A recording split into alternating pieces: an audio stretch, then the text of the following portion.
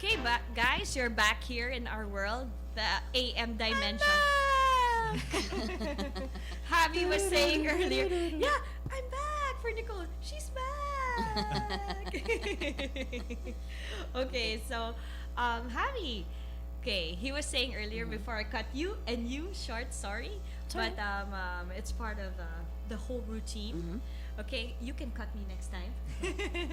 But Javi, you were saying earlier, yeah, it's hard work, no? Being in marriage is Oh, hard work. definitely, yeah. Because a lot of people think, the kilig is there, syempre, when you're in the ligawan stage, when you're starting to go out. But when you get married, I mean, the feelings will come and go, but the commitment has to stay there. Yes, And you have to work totally at it. agree. Okay, are they listening, Nicole? Who? Like Who's whoever you were listening? calling. I don't know. Kasi, yeah, makinig Yeah. kayo. Matthew, ikaw anong tingin mo dyan sa sinabi ni Javi? Hindi naman po ako kasal, pero nakikita ko na po yung mga magulang ko tsaka yung mga iba't ibang parents dyan. Opo, siyempre, ang pag-ibig matamis sa simula. Tapos darating yung mga challenges. Pero yun nga, sabi ko, Javi, yung pagkasal ka na, pag may pamilya ka na, although maraming challenges, araw-araw. For example, si daddy ko, araw-araw, ano yan, pagod. Gigising siya ng, actually, dati po, umaalis siya ng tulog ako, umuwi siya ng tulog ako. Yung dati po kasi tour guide ang dati ko. So, Okay. madalas po 1 week wala siya.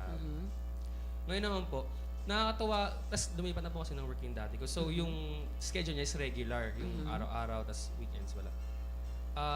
Nakakatawa lang po kasi, yung dati ko po, pagod, mga ganyan. Pero, pag uwi niya po, sinasabi niya sa akin, yung masarap sa paramdam na may nag-aabang sa'yo. Tapos, naman, si mami, tas yung kapatid ko nandun. So ngayon, ikaw na umaalis, tulog pa sila. Actually, Baliktad na. Baliktad na. Kasi nandito ka eh. Yeah. It's nice to see the cooperation also in a family because we're the basic unit, of society. And when you have them functioning well in that manner, you can see if all families function that way, I guess the society will improve. But I guess people kasi don't realize how much hard work needs to be put in it. So when the trials and troubles come, that's where people split up and they just give up. They just want the kilig eh. But when the hard work sets in, that's when people... Tsaka ako po, may sabihin lang po ako. Sa mga magulang ko po, kung nakikinig sila, sana nakikinig sila.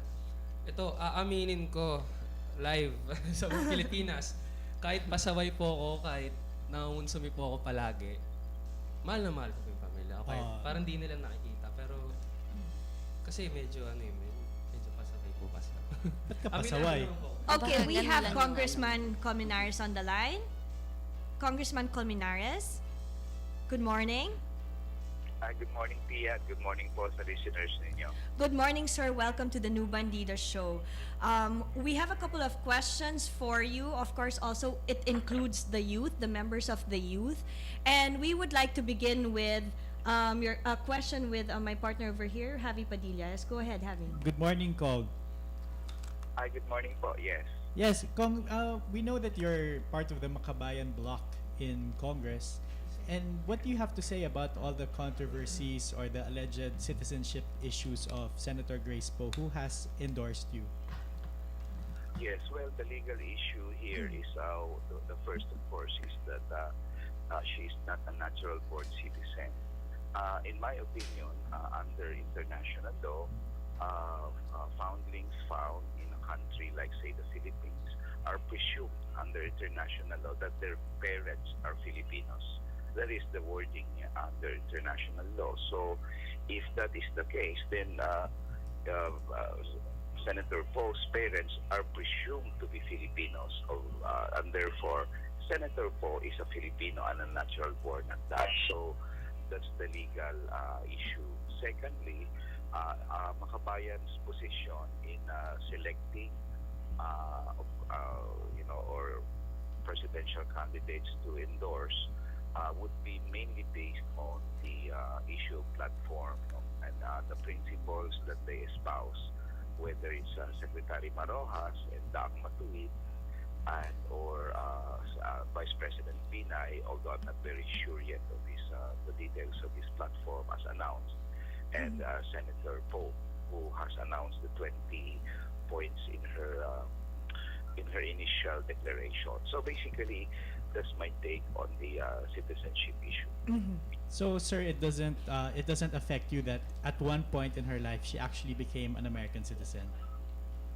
No, many of our relatives, in fact, probably most of us talking right now and listening to this radio, have relatives who have gone to the U.S. or to Europe and became citizens. There are many reasons why Filipinos go to abroad and become citizens there. One is economic, of course, because employment here is very high, and it's better. The chances of getting employed abroad are better. Second, some is political. They go in exile, and some of our senators went abroad, and some of our public officials went abroad during a time when they were politically harassed, and some even became citizens there. So that's the second reason. The third reason is family. Some of our, these relatives who went there before due to economic reasons want to join, want their family members to join them naman when they're there abroad in Canada or wherever. So it's very strong in the Philippines. So some people go abroad because their parents are there, their husband, their wives are there. So for me, any of those reasons are valid reasons for Filipinos to become citizens of other countries. So, and Senator Grace Poe cited family as her reason, her husband being a Filipino-American. So I guess that's not an evil reason why you should go to the States. So for me, that's a very valid reason too. Just like any normal Filipino who goes abroad. But this is the test here.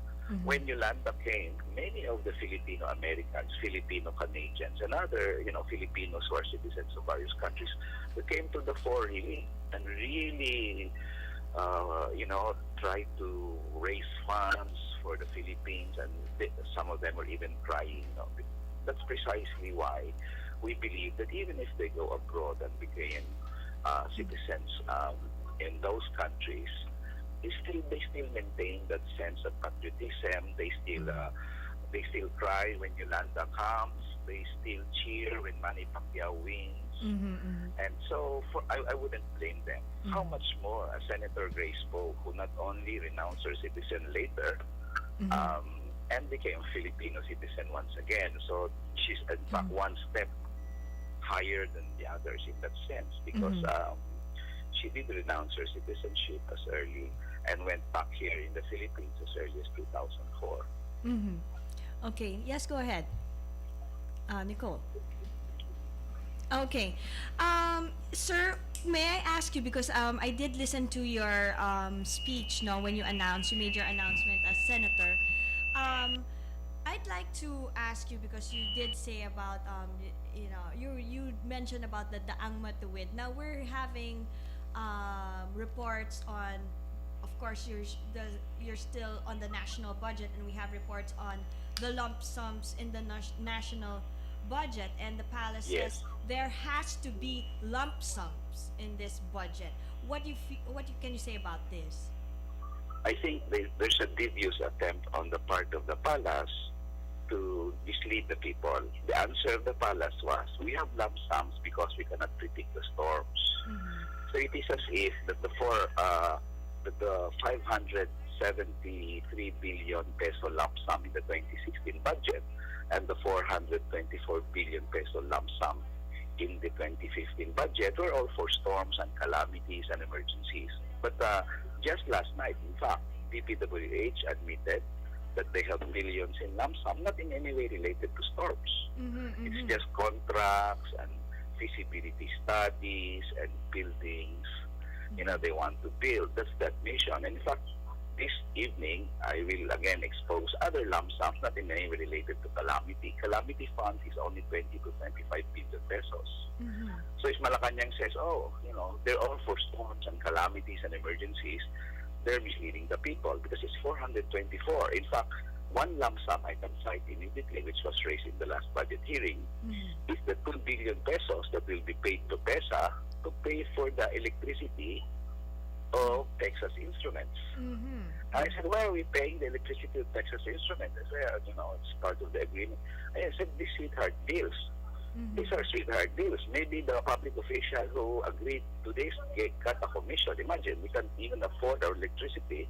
And here comes the impoverished Filipino people spending for the corriente of Texas Instruments. Right. So I asked, are there other companies with the same agreements? Yes, Your Honor. What? Hanjin. Hanjin is earning billions. So why are we paying 1.25 billion peso for Hanjin's electricity? What if Hanjin will turn on their aircon and their electric fans and everything every year without, because they're not going to pay for it. How is there any monitoring here or evaluation? No, Your Honor. So, balance is lying if it says that all the lump sums are emergencies. So, in fact, feasibility studies. Imagine lump sum of feasibility study of 6.2 billion pesos just to study.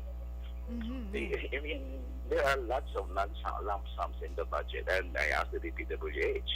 So you got a 22 billion pesos supplemental budget in 2014. They were supposed to be paid for Yolanda. If people remember, there was a big move to supplement the 2014 budget para daw sa Yolanda. Yes, Your Honor. So where they spent on Yolanda, now they're not very sure. They're saying, well, it was also for other calamities. Which calamities? The ones that happened 2, 3, 4 years ago? Yes, Your Honor. I mean, then all congressmen and senators can claim, that, our district was hit by a calamity 4 years ago. Go spend your supplemental budget on me too. I said, did you give it to Luzon? Yes. But Yolanda passed in the Visayas. Other calamities, Your Honor. Then later on, they found out billions were also paid to contractors all over the country. I said, so what's the relation to calamity? Are they related to calamity? No, Your Honor. See? I mean, Malacanang is pulling her leg if it continues to say that it's just for storms. For me, I will agree. There are 3 exceptions to the lump sum rule. The first exception to the lump sum rule is the calamity fund. That's right. Second, in fact, I'm being a bit gracious here. The second exception is the intelligence fund. You cannot itemize intelligence fund, okay? Let's grant it, but only for the police and the military. Unlike now where everybody, all PAGCOR has intelligence fund, PCSO has intelligence fund, mayors have intelligence fund. Why do you need it? You're not police, you're not military. No, intelligence fund is actually a lump sum amount where they can spend for whoever they want to give it to. So I don't want that. For me, if there's a lump sum on intelligence fund, it must be from the military and the police only. The third exception to the lump sum is a contingent fund. So for every project, but it must not exceed 5%. Contingent funds are merely, tumaas ang presyo ng gasolina, so may nadagdagan ng konti ang production cost. But any lump sum in the amount of 424 billion pesos, come on. For me, Malacanang is, lump sums are bad. And that's why we budget, because we want to marshal scarce resources to the most priority, the neediest portion of our society. The moment you give lump sums away, it becomes a pork barrel. What is the definition of pork barrel? Pork barrel is a public fund na nagdidesisyon kung anong proyekto at sinong beneficiaryo, isang tao lang. That's why PDAF is a pork barrel, because only congressmen and senator decide sinong bibigyan ko ng medical assistance, sinong bibigyan ko ng scholarships, ang kalsada gusto ko pagawa. I say no. Budget must not be decided by a single person. That's liable to corruption.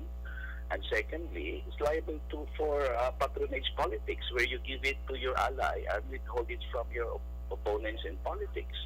Ano ba naman ang kasalanan ng isang community na malas lang silang mayor nila kontra partido? Di wala na silang ospital, wala na silang eskwela. So for me, lump sum is wrong. And as pork barrel is wrong. And lump sum is pork barrel. Why? Because if it's a lump sum, say 20 billion pesos repair of roads, who decides which roads to repair? Only the president. I always insist in Malacanang, every budget, why don't you name the roads you want to repair? Of course you know which roads you want to repair. The moment you say 60 million pesos to be spent to repair Edson North up to EDSA, Quezon Avenue, then that's it. At least we Yes, know sir. it's going to go there, whether the mayor of Quezon City is the opponent of the president or the ally of the president. Doesn't matter anymore. It's in the budget. You cannot move it around. But the Malacanang always insists it has to be lump sum. It has to be 20 billion pesos repair of roads. And I said, well, if that's the case, then you can move it to Tarlac, you can give it to your favorite governor and your favorite congressman somewhere in Mindanao. And that's not, lump sum is power. Sir, how popular is this? The moment lump sum is in the budget, the congressmen, senators, mayors will go to the president and say, you have a 20 billion lump sum for repair roads. Can you give me 500 million for Yes, sir. my district, for my municipio?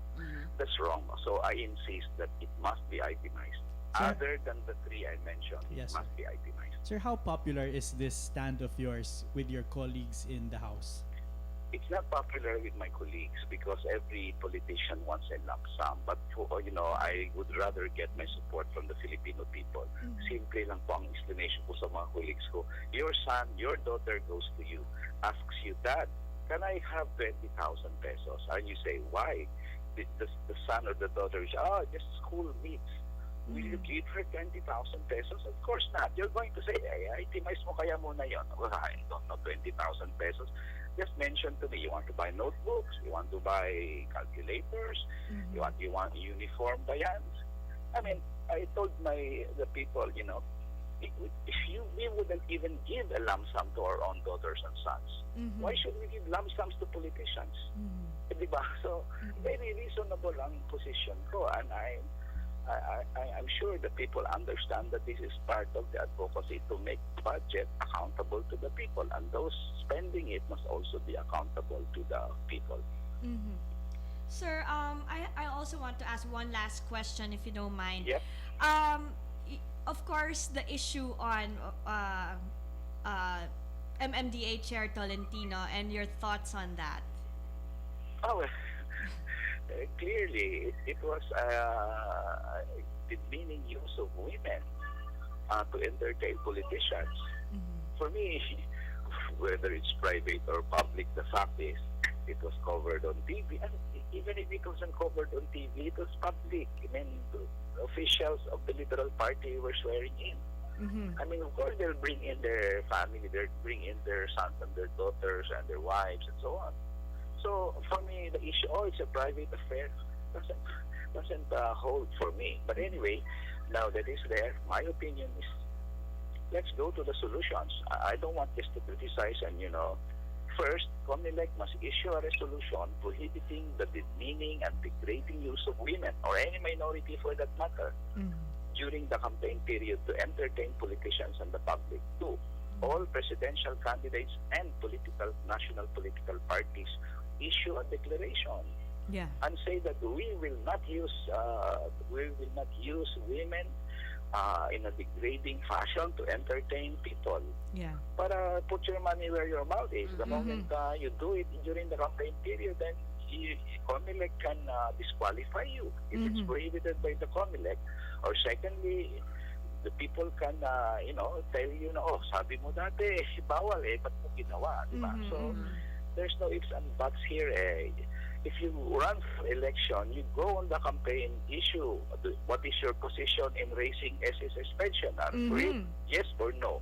Are you for lowering income tax? Yes or no? Para klaro na lang. Kesa sa, you go with movie stars and, sa akin, clear-cut yung issue doon sa kay Chairman Tolentino and the Liberal Party who keeps on defending him. There are some leaders. In fact, President Aquino, I was so surprised. If you notice the media, his reaction there was this. Well, we should focus on more important issues like platform rather than get distracted to issues like this twerking thing. For me, so your platform does not involve respect for women. You consider the issue of gender sensitivity a distraction from your platform? Isn't that part of your platform that respect for women's rights must be there? So if that's where the position of the president, we can clearly see therefore that the Ang Matuwid platform does not have anything at all on respect on women or minority sectors and would not hold Chairman Tolentino and other liberal parties involved accountable. So at least it's clear that for the president, issues on respecting and violating women's rights is a distraction rather than a part of his main platform. Thank you so much, Representative or Congressman Colmenares, for being on the show, especially since we have youth members listening also or at studio as well. So we hope to get you Thank back you. here to join us again soon. Yes, maraming salamat din po. Thank you. Maraming salamat. Have a good day. That was Congressman Nery Colmenares. And did we learn a lot or what? But before we talk about it, we'll take a short break. We'll be right back here in the New Bandido Show. Stay tuned.